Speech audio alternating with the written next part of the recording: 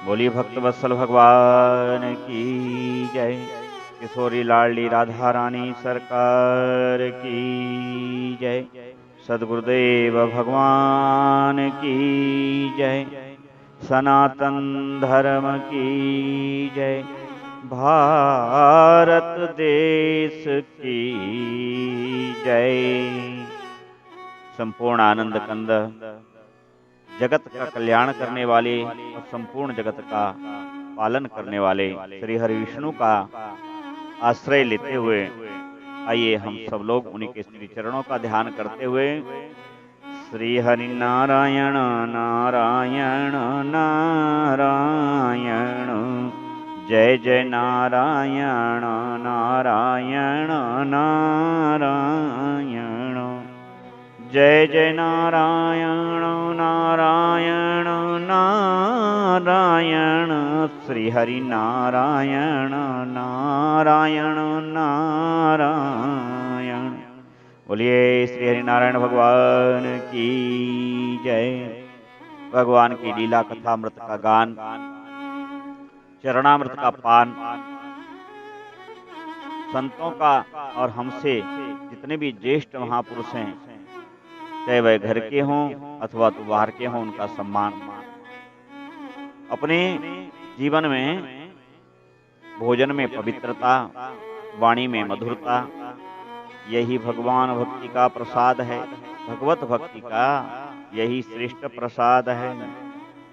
जो इसको धारण करता है परमात्मा कृष्ण उसकी सदैव रक्षा करते हैं। मनुष्य 3 ताप से भटकता रहता है। 3 ताप, दैहिक, दैविक और भौतिक, और भगवान सबको पूर्ण करते हैं। भगवान की यह प्रण है, भगवान की यह संकल्प है कि भगवान अपने भक्तों के लिए सदैव, जैसे हम प्रसन्नता पूर्वक भगवान की ओर जाते हैं, उसी समय भगवान हमारी ओर आते हैं। किंतु बीच के हमारे संशय, बीच के हमारे कामादिक, बीच के हमारे लोभादिक, ये हमारे मध्यस्थता करके उस संबंध को बीच में बिगाड़ देते हैं। अतः हमें क्या करना चाहिए? दृढ़ विश्वास रख करके भगवत भक्ति का आश्रय लेना चाहिए। ऐसा करने से परमात्मा परम पवित्र दयालु उन भगवान का आश्रय सदैव हमारे साथ होता है और उस आश्रय का सत्पात्र हम बन जाते हैं। फिर हमें उन 3 ताप के लिए जो हम भटकते रहते हैं, संपूर्ण जीव इस त्रय ताप से, इसके अभाव में भटकता फिरता है, परमात्मा कृष्ण उसको पूर्ण कर देते हैं। लेकिन अगर हृदय में हमारे भगवान श्री राम का राज्य हो जाए, हृदय रूपी अयोध्या में भगवान का राज्य हो जाए, तो फिर राम राज का हुई नहीं व्यापा। भगवान श्री राम को पधरा दें तो फिर ये तीनों प्रकार के ताप समाप्त हो जाते हैं, दैहिक, दैविक और भौतिक। श्रीमद् भागवत में भी महात्मा के प्रथम श्लोक में कहते हैं, सच्चिदानंद रूपाय विश्वोत्पत्त्यादि हेतवे तापत्रय विनाशाय श्री कृष्णाय वयं नुमः। 3 प्रकार के तापों का शमन करने वाले सच्चिदानंद आनंद घन भगवान श्री कृष्ण है। क्योंकि एक भरोसो राम का भरोसा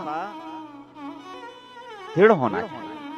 जब हम उससे डिग जाते हैं तो हमारी संकल्प सिद्धि बिगड़ जाती है और कार्य का नाश हो जाता है। एक बड़े ही विद्वान ब्राह्मण देवता थे। नित्य संध्या गायत्री जप अग्निहोत्र करते और अपने गुरुकुल में रह करके विद्यार्थियों को निःशुल्क विद्या पढ़ाते। किसी से कुछ भी प्राप्त नहीं करते थे, कितना भी कोई दे, किंतु वह ब्राह्मण देवता तनिक भी अपने संकल्प से डिगते नहीं थे। बहुत शिष्य आए, बड़े छोटे, राजा महाराजा, किंतु ब्राह्मण देवता ने कभी किसी से कुछ लिया नहीं। ये तो ब्राह्मण देवता की बात थी, किंतु उसके साथ एक बात और थी। कि ब्राह्मण देवता जब किसी से कुछ लेते नहीं थे, किसी से कुछ याचना नहीं रखते थे, तो अर्थ भी धीरे धीरे उन ब्राह्मण देवता का समाप्त हो रहा था। धीरे धीरे उनके घर की सारी वस्तुएं समाप्ति की ओर थी। एक दिन उनकी धर्मशिला धर्म पत्नी, वह बड़ी ही विदुषी थी, पति परायणा थी। पति के चरणों में उसकी इतनी अनुरक्ति थी कि संपूर्ण वेद शास्त्रों को वह अपने पति के वाक्यों में ही मानती थी। पति के वाक्य ही उसके लिए संपूर्ण वेद शास्त्र ऋचाएं थी। ऐसी उसके पति चरणों में, पति में अनुरक्ति थी। उस साध्वी विदुषी ने एक दिन अपने पति से कहा कि देवता, खेत सब बिक गए हैं, जमीन अब बची नहीं। पंडित जी ने कहा कोई बात नहीं, अभी हमारे पास पशुधन है। और पंडित जी चले गए।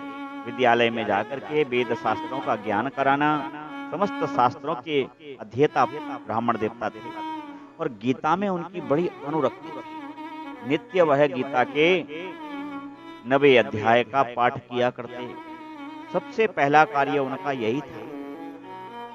स्नान ध्यान करते, स्नान के बाद में तर्पणादि कर्म से निवृत्त होकर के सूर्यार्घ गायत्री जप संध्या वंदन करके श्रीमद् भगवत गीता का पाठ करते और गीता में भी 9वें अध्याय का नित्य पाठ करते।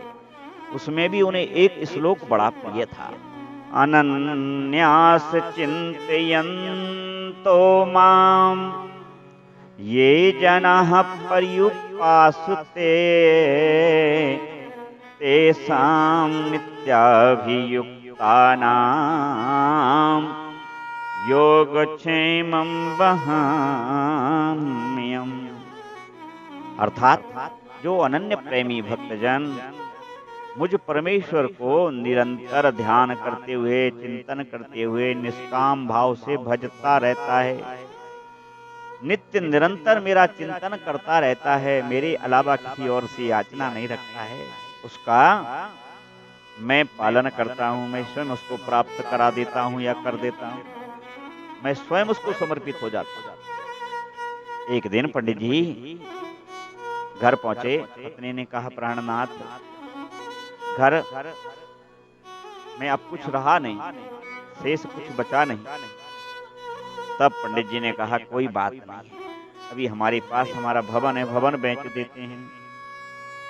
पंडित जी ने भवन बेच दिया, लेकिन कुछ ही महीनों बाद, कुछ ही वर्षों बाद वह धन भी समाप्त हो गया। अब पंडित जी ने अपने घर के पात्र आदि बेचना प्रारंभ किए। एक दिन फिर लौटे पंडित जी। उस विदुषी ब्राह्मणी ने कहा कि देव, अब घर में कुछ बचा नहीं।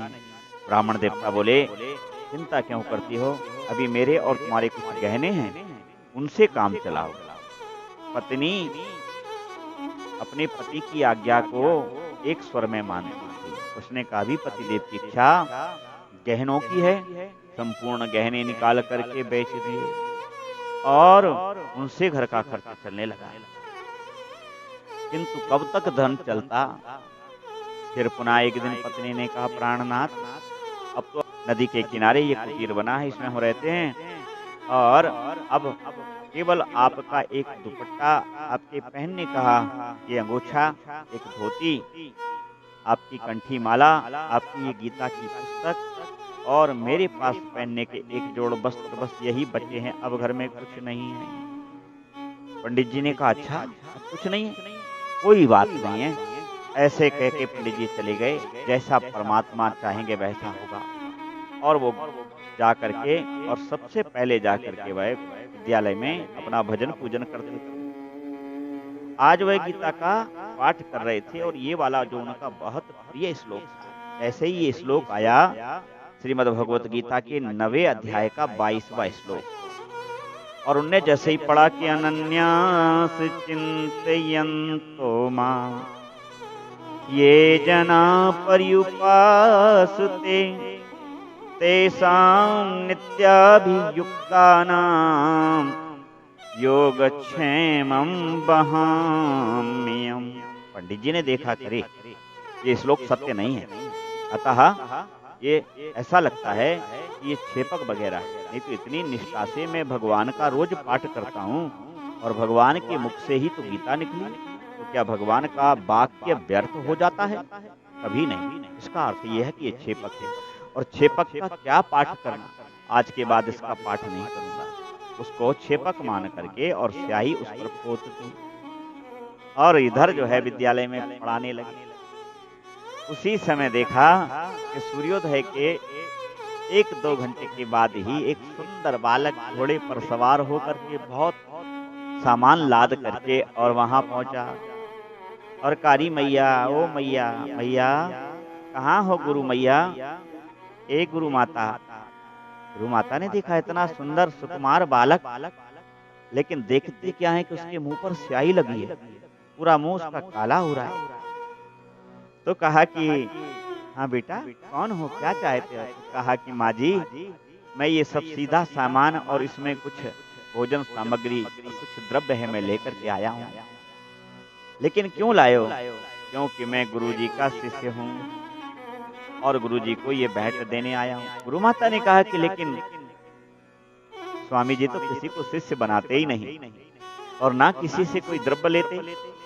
उन्होंने कहा कि ये बात आपकी सत्य है, लेकिन माताजी अभी 2 घंटे पहले ही उन्होंने मुझे शिष्य बनाया है और मुझे वेदाध्ययन करा रहे थे और वेदाध्ययन मेरे मुख से बार बार निकल तो रहा था, लेकिन मैं शुद्ध बोल रहा था, इसलिए क्रोध में उन्होंने मुझ पर जो है ये स्याही मल दी। स्याही मल दी? पर गुरुजी तो बड़े स्वभाव उनका तो शांत है, स्वामी जी बड़े शांत स्वभाव के हैं। ब्राह्मणी ने कहा, लेकिन मैं उनकी आज्ञा के बिना आपसे कोई वस्तु ले ना पाऊंगी, इसलिए आप चले जाओ और गुरुजी मध्याह्न में लौटेंगे तब आप आना। वह ब्राह्मण बालक विद्यार्थी बड़ा सुंदर था, उसने घोड़े को वहीं बांधा और कहा कि गुरु माता, मध्याह्न में जब गुरुजी आएंगे, अब इतनी सामग्री लेके मैं कहाँ जाऊंगा, तब मैं ना आ जाऊंगा। माताजी चिल्लाती रह गई, अरे सुनो तो, मैं सामान रख नहीं पाऊंगी उनकी आज्ञा के बिना। किंतु ब्राह्मण बालक ने एक भी नहीं सुनी और वह चला गया। अब क्या था, जैसे ही महाराज जी आए और घोड़े को बंधा देखा, उस पे सामग्री लदी देखी, उसमें बहुत मिठाइयां थी, फल थे। पंडितानी जी से पूछा ये क्या है, कहाँ से आ गया ये सब? तो कहा कि एक विद्यार्थी आया था, कहता मेरा शिष्य है। पंडित जी बोले, लेकिन आप तो जानते हो मैं तो किसी को शिष्य बनाता नहीं। बोले, मैंने उसको बहुत कहा कि गुरुजी किसी को शिष्य नहीं बनाते, लेकिन वह चला गया, बोला मैं फिर लौट के आऊंगा। महाराज जी ने कहा कि अरे देवी, उसका नाम तो पूछ लिया होता ताकि उसकी सामग्री उसके घर वापस भिजवा दी जाए, क्योंकि आप तो जानती हैं कि हम किसी से कुछ लेते नहीं।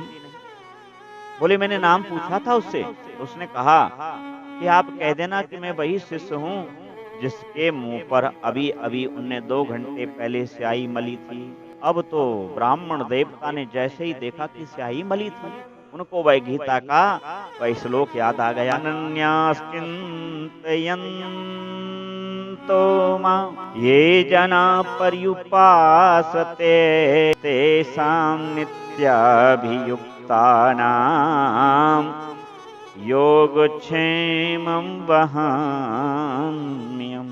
हे भगवान, तो क्या आप थे? ब्राह्मण ने कहा कि देवी और कोई नहीं, तुम बड़भाग्नि हो। और ये परमात्मा ही थे। और उन्होंने कहा कि अगर परमात्मा थे तब तो आपको प्रसन्नता पूर्वक प्रेम से भगवान का दिया हुआ ये प्रसाद ग्रहण करना चाहिए देवता। ब्राह्मण ने कहा, जब वह कह गए कि मैं लौट करके आऊंगा, तो फिर वह लौट करके जरूर आएंगे। ब्राह्मण ने कुछ नहीं पाया, ब्राह्मणी ने भी कुछ नहीं पाया। देखते देखते पूरा दिन अस्त हो गया, रात्रि हो गई।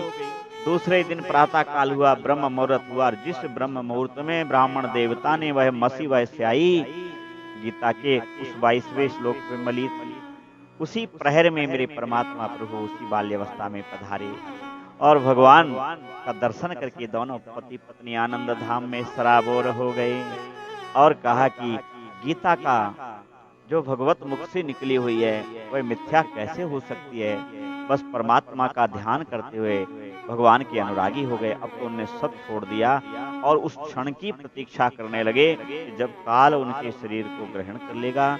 इसी स्थिति में दोनों पति पत्नी भगवान भगवत भक्त होकर के भगवान को प्यारे हो गए। बोली भक्त वत्सल भगवान की जय। इस प्रकार जो मनोरथ सिद्धि के लिए संपूर्ण विश्वास के साथ परमात्मा के भजन को करता है, उनके पुण्य श्लोकों को पढ़ता है, उसकी समस्त कामनाएं मेरे गोविंद पूर्ण करते हैं। श्रीमन नारायण नारायण नारायण, लक्ष्मी नारायण नारायण नारायण।